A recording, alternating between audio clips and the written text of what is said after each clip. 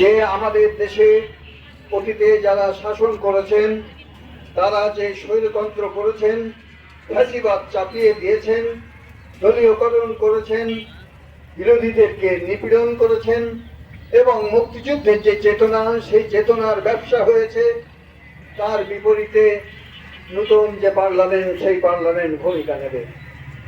সংগ্রামী বন্ধুগণ, আপনারা জানেন যে স্বাধীনতা বিরোধী শক্তি জামাতিরা, এনসিপি এবং গভর্নমেন্টের এক অংশের সমন্বয়ে তারা ক্ষমতায় যাওয়ার যে দাম্ভিক আচরণ, ভোট ইঞ্জিনিয়ারিং এর পরিকল্পনা, টাকার ব্যবহার, দেশীয় বিদেশি টাকার ব্যবহার এবং যে কোনো মূল্যে তারা ক্ষমতায় যাবে সেই ঘোষণা দিয়েছিল।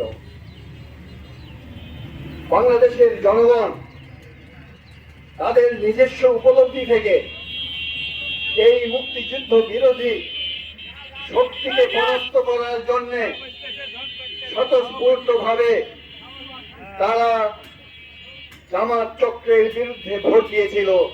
সেই ভোটের ফলাফলে বিএনপি সংখ্যাগরিষ্ঠতা অর্জন করেছে।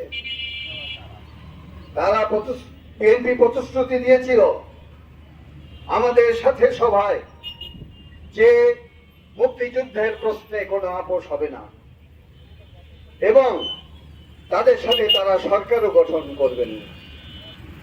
জনগণ সেই আকাঙ্ক্ষা নিয়ে তাদেরকে নির্বাচিত করেছিল, কিন্তু দুঃখজনক পার্লামেন্টের প্রথম অধিবেশনে তারা জনগণের সাথে প্রতারণা করলেন, মুক্তিযুদ্ধের সাথে প্রতারণা করলেন।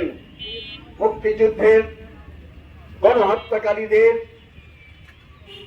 বিশেষ আদালতে যাদের রায় হয়েছে, ফাঁসি কার্যকারী হয়েছে, তারা সেই মুক্তিযুদ্ধ হত্যাকারীদের তারা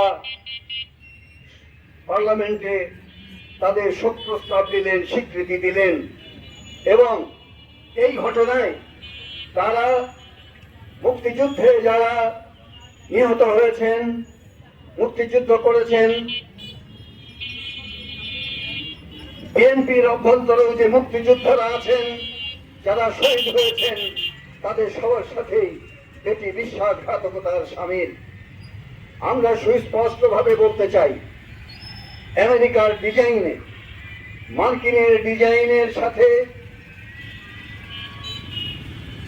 সম্মতি প্রদান করে বিএনপি এবং জামাত তারা বাণিজ্য চুক্তির স্বীকারোক্তি দিয়েছিলেন বলে বর্তমান সরকারের পররাষ্ট্রমন্ত্রী তিনি নিজেই বলেছেন। ওই দুই দলকেও প্রতিবাদ করেননি। ফলে আমাদের দেশকে নিয়ে আমেরিকান যে ষড়যন্ত্র, সেই ষড়যন্ত্র এবং জামাতিদের বৈধকরণের যে প্রচেষ্টা, সামাজিকভাবে প্রতিষ্ঠিত করার যে প্রচেষ্টা, সেই প্রচেষ্টা থেকে 12 তারিখের যে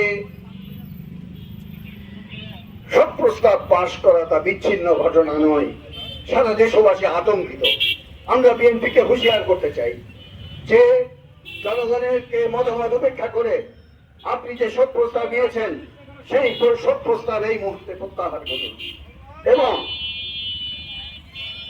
যে বাণিজ্য চুক্তি হয়েছে, সেই বাণিজ্য চুক্তিতে থেকে আপনাকে ফিরে আসতে হবে, সেই চুক্তি বাতিল করতে হবে। আমরা সবাই দেখছি ইরানের